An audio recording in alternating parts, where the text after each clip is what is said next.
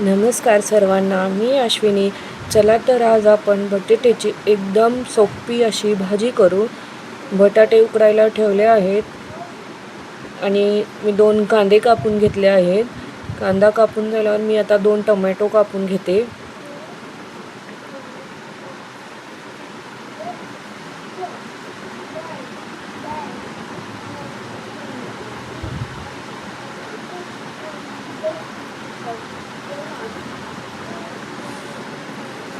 बटाटे आता चांगले शिजलेत तर त्यात साल काढून घेऊया.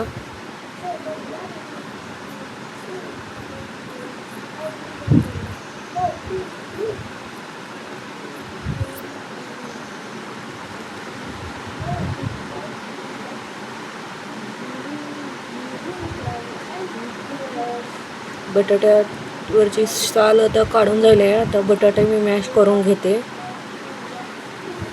आता भाजी करायसाठी तेल गरम करायला ठेवूया.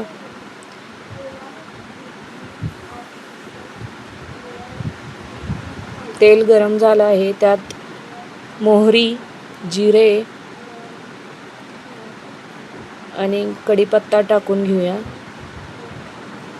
कढीपत्ता टाकून झाल्यावर आता कांदा टाकून घेऊया. कांदा परतून घ्यायचा. कांदा मस्त शिजू द्यायचा, त्याला रंग बदलेपर्यंत.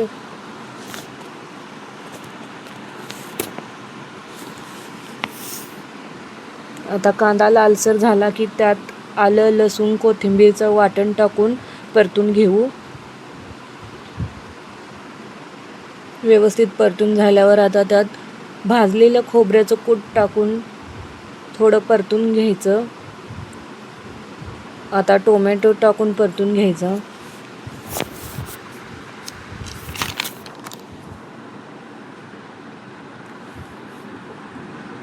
टोमॅटो परतून झाल्यावर आता त्यात काळं मिरची पावडर टाकूया. तुम्हाला जेवढं तिखट पाहिजे असेल तेवढं तुम्ही मिरची पावडर टाकू शकता.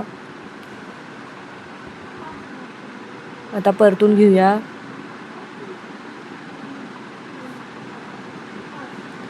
थोडं गरम पाणी घालून घेऊया आणि परतून घेऊया. आता याला थोडं शिजवून घ्यायचं.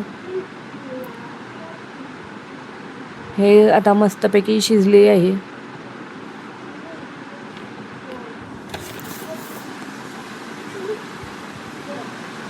आता यात आपण मॅश केलेले बटाटे टाकून घेऊ.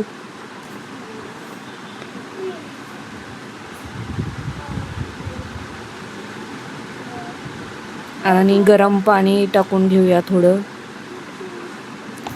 गरम पाणी झाल्यानंतर आपण याला मिक्स करून घेऊया.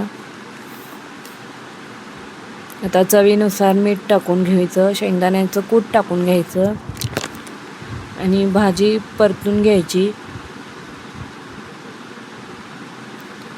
तुम्हाला अशीच घट्ट भाजी पाहिजे असेल तर तुम्ही त्याच्यात पाणी टाकू नका, पण मला भाजी घट्ट आवडत नाही म्हणून मी अजून थोडं पाणी टाकते, पण गरम पाणी टाकणार.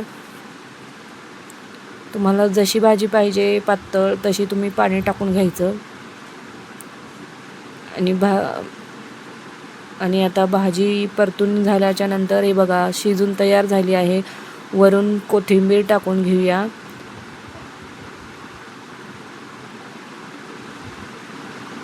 कसुरी मेथी टाकून भाजी 5 मिनिटं शिजवून घेऊया.